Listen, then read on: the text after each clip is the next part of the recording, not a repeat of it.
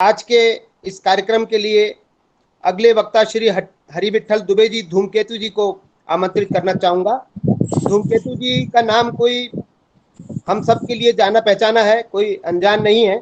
हरिविठल दुबे जी का जन्म भोपाल शहर में ही हुआ। 78 वर्षीय श्री धूमकेतु जी राष्ट्रीय चेतना के अग्रणीय कवि हैं।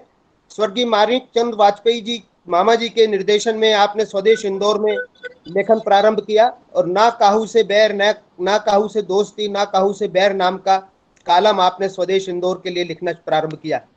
आपकी 6 पुस्तकें प्रकाशित हो चुकी हैं। श्री धूमकेतु जी ने आपातकाल में एक कविता कोतवाली में करके पुस्तक का लेखन किया जो बहुत चर्चित और प्रसिद्ध हुई। आपने उस पुस्तक का विमोचन भी प्रसिद्ध हास्य कवि काका हाथरसी जी ने किया था। भोपाल गैस कांड पर आपकी पुस्तक लाशें खिलखिलाती हैं करके भी काफी चर्चित रही। मैं आज के अगले वक्ता के रूप में श्री धूमकेतु जी को आमंत्रित करता हूं। श्री धूमकेतु जी। दिनेश जी, आपका बहुत बहुत आभार। आपने मेरी बहुत तारीफ कर दी। मैं तो एक बहुत छोटा सा स्वयं सेवक हूँ। निर्मला जी ने जो विचार प्रकट किए उसके लिए मैं ये सोचता हूँ, समझता हूँ कि उन्होंने विस्तार से विलीनीकरण के आंदोलन को हमें समझा दिया। फिर भी चूंकि मेरा पूरा परिवार 500 वर्षों से भोपाल रियासत में ही रहता रहा है, मैं स्वयं भी यहीं पर पैदा हुआ हूँ, यहीं पर बड़ा हुआ हूँ। मैंने नवाबी शासन भी देखा है और नवाबी शासन में यद्यपि मैं बहुत छोटा था लेकिन 7 वर्ष कम नहीं होते। शुरू के 7 वर्ष, क्योंकि जिस तरह से यहाँ का वातावरण था वो बहुत ही विषाद था। संकीर्ण मनोवृत्ति के लोग जो हैं हम पर छाए हुए थे। हमने भोपाल में बकरा ईद मनते हुए नहीं देखी, लेकिन गाय को काटते हुए वाली ईद देखिए। दुख होता है। सरकारी नलों के ऊपर आकर, सार्वजनिक जहां जल वितरण होता है वहां आकर गाय को धोना, और यदि हम दिख जाएं या बच्चे दिख जाएं तो उनको चलो वे हटो यहां से, इस तरह से अश्लील शब्दों से हमें वहां से हटाना, ये बुरी बात। सारी गुंडागर्दी जो है चरम सीमा पर थी। नवाब हमीदुल्लाह खां के पहले जरूर 3 बेगमों का राज रहा, वे कुछ समझते थे। बताइए 80% जिस रियासत की आबादी हिंदुओं की हो और वही हिंदू प्रताड़ित हो, जगदीशपुर का नाम बदल के हलालपुर रख दिया जाए, वेदवती नदी में इतना खून बहाया जाए कि उस खून से वो नदी का रंग लाल हो गया, 3 दिन नाम हलाली कर दिया जाए, ये सब क्या है हमने देखा है। दुख होता है।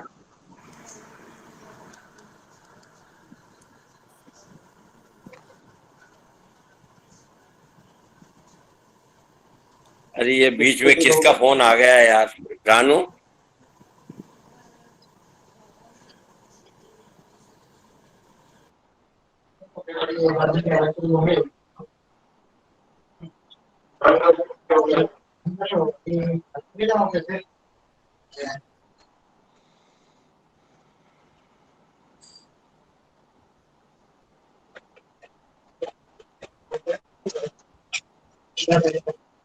केवल वक्ता अपना वीडियो ऑडियो चालू रखें, बाकी लोग बंद रख लें।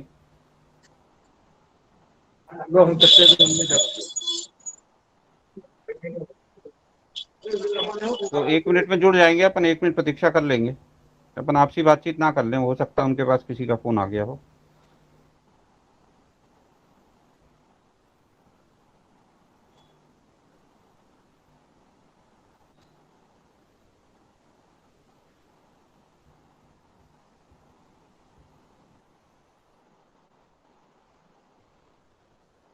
नहीं,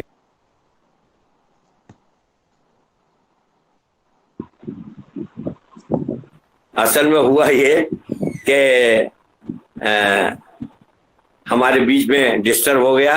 मैं क्षमा याचना करता चाहता हूं, लेकिन ये भोपाल जो है गंगा जमनी तहजीब का शहर है। मुझे यही समझ में नहीं आता है कि गंगा मेरी, यमुना मेरी, हम यमुनोत्री जाते हैं, हम गंगोत्री जाते हैं, ये जमुना कब से आपकी हो गई, यही समझ में नहीं आता।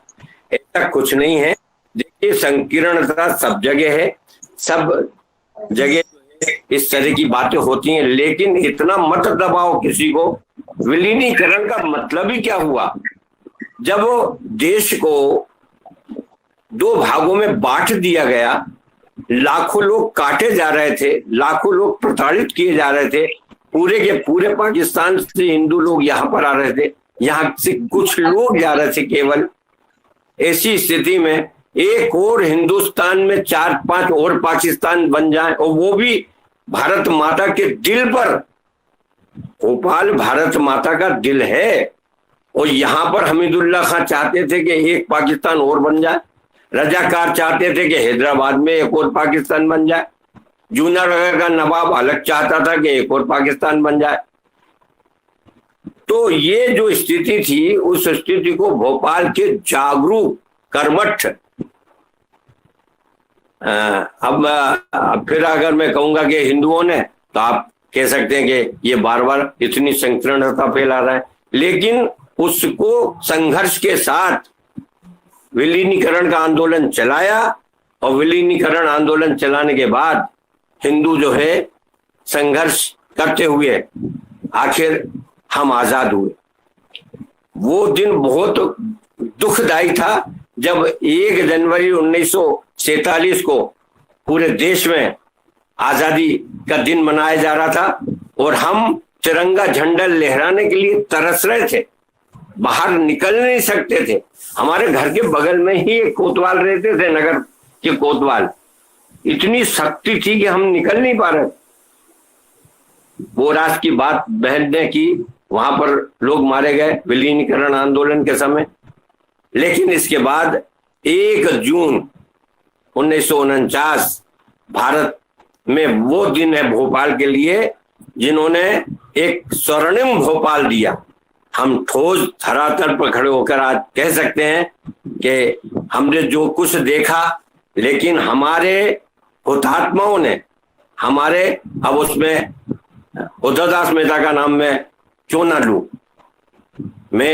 लूं, अन्य दूसरे लोगों के नाम, जमुना प्रसाद मुखर्जी का नाम क्यों नहीं लूं।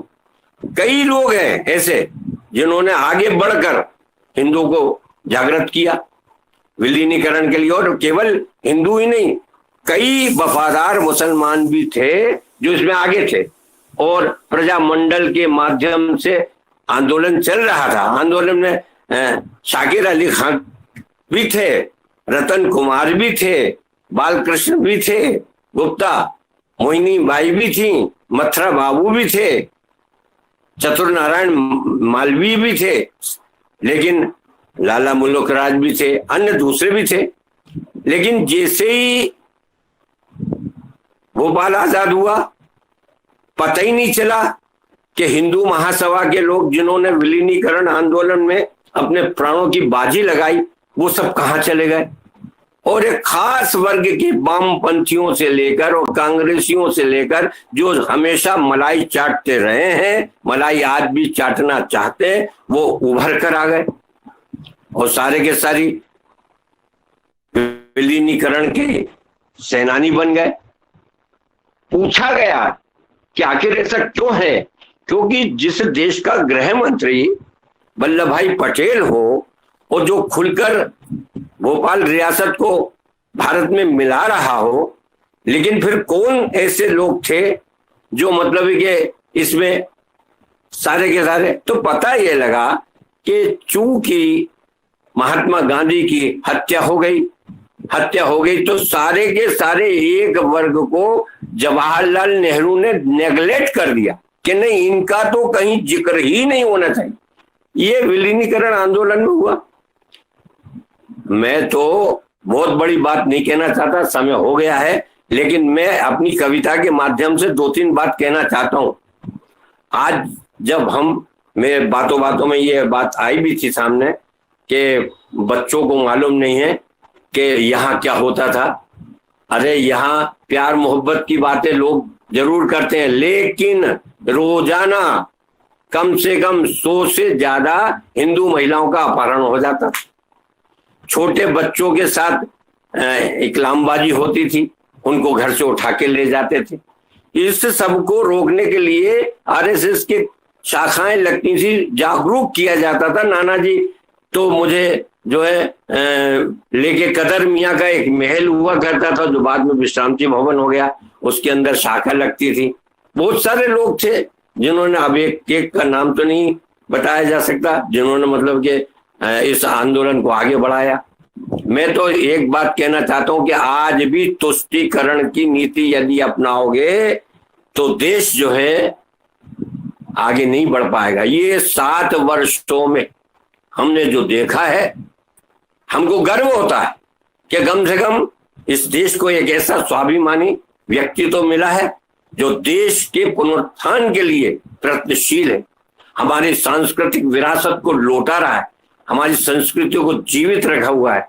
वरना मैंने जब एक कविता लिखी, मैं पूरी नहीं सुनाऊंगा, बहुत लंबी कविता है, लेकिन अशोक सिमल जी ने उसकी तारीफ की। जब बाबरी मस्जिद का विध्वंस हुआ तो केवल स्वदेश ने हेडिंग पर मेरी ये कविता 9 दिसंबर को प्रकाशित की। तब मैंने एक बात कही, वो बात मैं अभी भी कहना चाहता हूं। लंबी कविता है लेकिन छोटी सी बात कहना चाहता हूं। जय श्री राम बन गया बंधु महाप्रलय का उद्घोष, धरती कापी अंबर गूंजा, शत्रु के भी उड़ गए होश। धीर वीर गंभीर राम के उवल पड़े सारे वंशज, चढ़े हुए जिन पर सदियों से महासमुद्र के असंख्य कर। प्रातः प्रातः तो सूर्य अनमने थे, हृदय में छुपाए घाव अनेक। जब सुना कान ने शंखनाद, सब बिखरे भाई हुए एक। सारे के सारे देव वहां आहुति देने को आए, वे वेदी नहीं महाकुंड था। ऋषियों ने मंत्र उच्चारे, सूरज ने अग्नि प्रज्वलित की, भवानी ने आशीर्वाद दिया और बजरंग के साथ बानर सेना गुलामी का चित विध्वंस किया। आजाद देश आजाद मुल्क 6 दिसंबर को आभास हुआ, हिंदू के चेहरे दमक उठे, धरती ने नव आकाश छुआ। ये मैंने बात कही, लेकिन हम उस स्थिति में आ गए थे कि स्वदेश जैसे पेपर को भी हिंदू की जगह लटके चेहरे कहना पड़ा। ये 60-70 साल में क्या कर दिया है इस देश को। ये वीरों का देश है, ये महाराणा प्रताप शिवाजी सावरकर का देश है।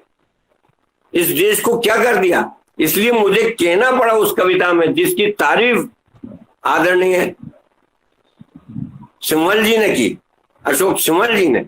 किताब जब मैंने उनको भेजी तो उन्होंने इस कविता की तारीफ की।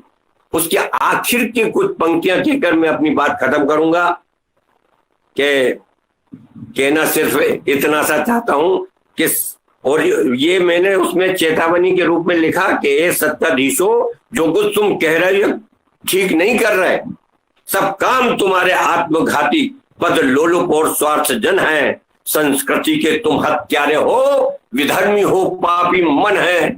जब चाहा संविधान तोड़ा, गर्दन अपनों की काटी है। जब चाहा संविधान तोड़ा, गर्दन अपनों की काटी है। वोटों के खातिर नपुंसको, छलनी माता की छाती है। तुमने कश्मीर को उलझाया, गद्दारों के तलवे चाटे। तुम तुष्टीकरण के पक्षपाती, भारत माता के हाथ काटे। यदि अब भी सवाल नहीं होगे, गारंटी शांति की कौन देगा। तुम गले गले तक डूबे हो, रक्षा का भार कौन लेगा। संगठन हमारा लक्ष्य बंधु, सत्ता तो एक बहाना है। और धर्म संस्कृति के साथ साथ अब हिंदुस्तान बचाना है। और उस हिंदुस्तान को, जिस हिंदुस्तान के बारे में विवेकानंद जी ने कहा था कि जिस दिन हिंदुत्व गर्व से कहने लगेगा कि मैं हिंदू हूं, उस दिन भारत जगत गुरु बन जाएगा। लेकिन आज स्थिति यह है कि कोरोना काल में जब देश को एकता के सूत्र में बंधना चाहिए, तब लोग विरोध करते हैं, तरह तरह के आरोप लगाते, अफवाह फैलाते हैं। अरे यार, बात बात में पूर्वाग्रह, कुटिल विचारों को मारो। अच्छी बात जहां दिखती हो उसको मन से स्वीकारो। अपना देश महान देश है, जिसकी संस्कृति है विराट। कितने आए चले गए सब, लाड नवाब और सम्राट, जगत गुरु अब जगत विधाता, जगत गुरु अब जगत विधाता। हम लोगों को आश्वासन दे रहे हैं, हम दवाएं दे रहे हैं। कुछ तो सोचो मक्कारो, बात बात में पूर्वाग्रह, कुटिल विचारों को मारो। तो मेरा कहना यह है कि विलीनीकरण आंदोलन केवल एक हमारे लिए वो ठोस आधार बना जिसके ऊपर भारत माता का ये भव्य मंदिर दिखाई दे रहा है और उस पर लहराता हुआ हमें भगवा ध्वज भी दिखाई दे रहा है। हे जागरूक नागरिकों, आगे बढ़ो और देश को जगत गुरु बनाने के लिए एक व्यक्ति प्रयत्नशील है, केवल एक व्यक्ति, उसका साथ दो।